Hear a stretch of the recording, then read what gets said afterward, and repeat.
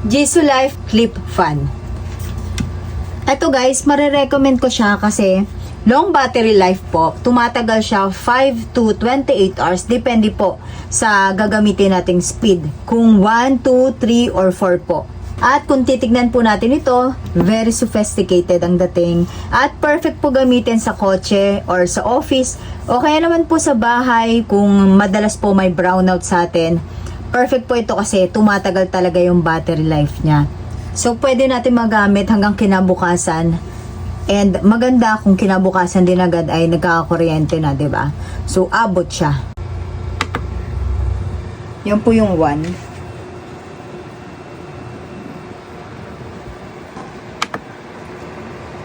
Ito naman po yung 2.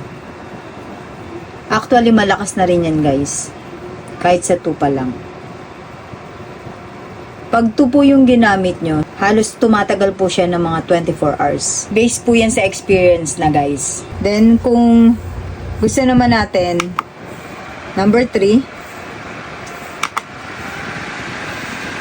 yan naman po ang 4. Then, pwede nating steady yan. Then, pag gusto naman natin ng sakto lang po yung buga ng hangin niya, press lang natin to. Pag nakita po natin, 4 yan may ilaw. Yan na po yung sakto.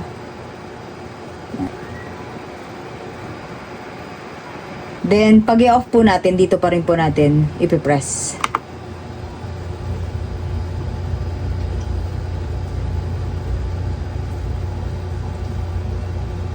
Ang maganda pa dito guys, hindi lang siya clip fan. Yan. Pwede rin natin siyang desk fan. Yan. Stable po yung pagkakatayo nito guys kasi medyo mabigat siya ng konti. Makapal po ito. Makapal din to. Medyo mabigat to konti yung gitna. Kaya super stable din siya. Kung masasagi po yan, hindi po yan basta-basta matutumba. Okay. Tsaka hindi ka mapapahiya po dito kapag nakita to.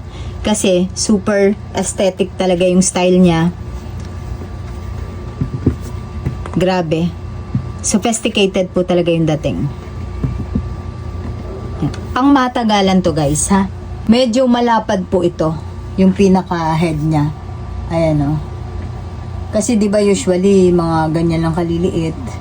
Ito malapad. Kaya talaga malaki yung maibubuga na hangin niya.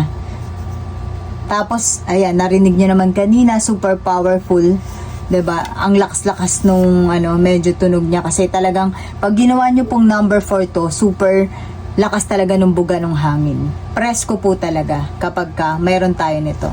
So ako guys, hindi ko pinagsisisihan na bumili ako nito kahit medyo pricey siya kasi bukod sa ginagamit namin ito sa second row ng sasakyan ay pang ready din in case na magkaroon ng brownout, 'di ba? Pang matagalan siya, hindi siya basta-basta may empty bath. Pero dito kasi sa amin bihira mag-brownout eh. So binili ko talaga to para dun sa sasakyan po. Kasi usually 'di ba sa sasakyan medyo maliliit lang yung mga mini fan na nailalagay doon. So naisip ko kung mas malaki yung head is mas malakas yung hangin, 'di ba? Mas magiging komportable yung mga nakaupo sa second row. Kaya kung interesado rin po kayo dito ay mag-avail na po kayo dyan sa basket.